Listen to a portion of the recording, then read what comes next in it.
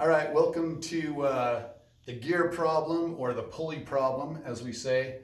Your book is a little different. It's going to tell you the chain length, and then it's going to ask for the length between the spokes. We're going to be doing it just the opposite on the test, so I'm showing you how to do it on the test. So let's say the length between the centers of the two circles are 50 inches.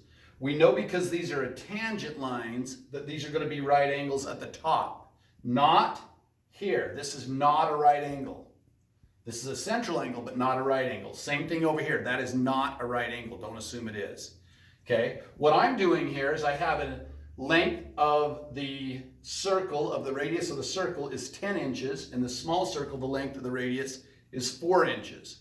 I'm going to invert this entire figure, this trapezoid here. I'm inverting it by reflecting it straight up.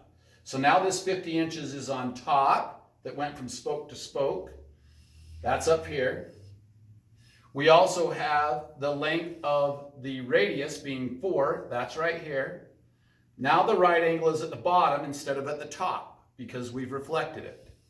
Over here we have a full length of 10, but I'm drawing in, and I could draw it in this figure also. It would just be a little more difficult. It's kind of right there. Sorry, that's a bad drawing. Right in there is going to be your 4 inches to 4 inches with right angles. So I'm going to create a rectangle here.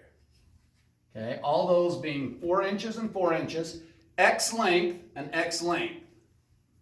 This is the length I'm looking for, this X length. It'll match that X length. Now I have what up here? Well, I have a triangle. Okay, so how do I set this up to solve for X? Well, the setup is very simple. We're just going to use Pythagorean theorem. Here's the right angle. This is my hypotenuse. So I'm going to take the legs. X squared plus 6 squared equals 50 squared. I'm then going to solve this. Stop it.